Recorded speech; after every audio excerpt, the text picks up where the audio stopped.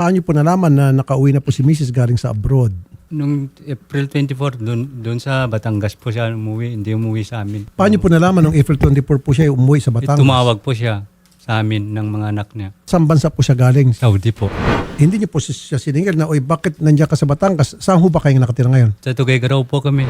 Ang tagal ko na sinusuyo sa Rapi na umuwi siya. Yun din, hindi may ebidensya po ako na may lalaki po siya eh. So meron siyang kinakasama, iba. Yun ang dinihalan niya kung ba't hindi siya umuwi. Opo. Ano po naging reaksyon niyo? Siyempre sa akin sa Rapi, galit ako. Pero sa mga bata lang sa Rapi, gusto ko po na umuwi siya sa amin. Kahit maghiwalay po kami, at least makita niyo mga bata po.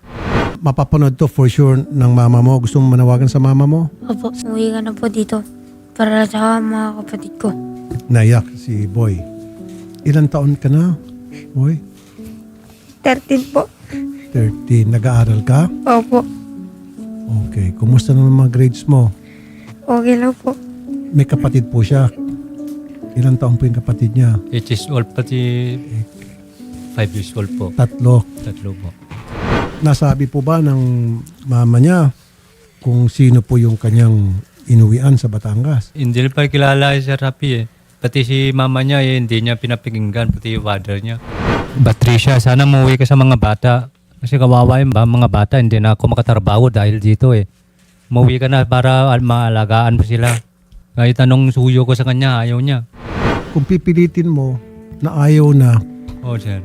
baka hindi tatagal. Pwedeng pagbibigyan lang kayo dahil na on air siya, babalik sa inyo and then aalis din yon.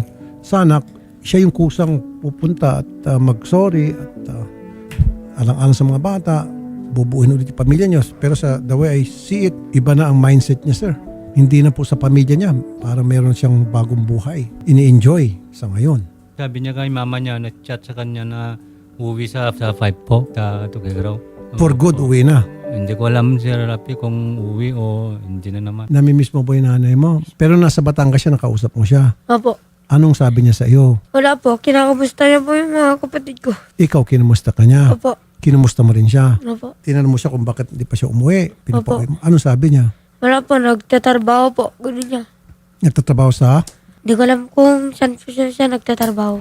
Nung nasa ano ba siya, nasa abroad, nagpapadala ng pera. Opo. Pero wala kayong pinagdududahan kung sino po yung inuwian niya sa Batangas. May ebidensya po ako dito sa Rapi. Yung lahat ng ebidensya po dito ay nakuha ko po sa cellphone ng anak ko po. Ako po nakakita. Ay, ikaw na. Ay, masakit. Bata pa. Nakita. Paano mo nakita, boy? Tinignan ko po doon sa kanya. Sa Facebook niya po, doon sa may account niya. Pwede niyo po siyang kasuhan. Opo, later sa on. Rapi. Yun na lang kung ayaw niyang umuwi, kasuhan ko na lang siya. Pati yung kinakasama niya po. Pero I'm not going to give you false hope. Ano po, sir? Sa mga ganun sitwasyon, base po sa karanasan namin dito, magipagbalikan dahil natakot na makasuhan. And then after na lumamig, problema ulit. Umaalis ulit. Sige, sir. Tutulong din po ako sa inyo, sa mga bata. Sir. Yung programa po, kung ano may tulong namin. And then dun sa pag-file ng kaso, kung meron tayong sapat na ebidensya. Opo, sir. Ganun na lamang po siguro ang magagawa namin. Ilang araw po kayo rito? Nung hapon lang. Kahapon. Kasama yung mga anak mo, siya lang. Siya lang po. Sige, check-in ko kayo sa hotel. Opo. Tapos bigyan ko kayo ng pamasahe back and forth. At bibigyan ko ng tulong sa mga bata. And then, Salamat po, sir. pag kumpleto na po kayo sa mga ebidensya, kasuhan po natin. Okay? Punta po kayo doon kay Odette. Kausapin kayo ni Odette. Okay?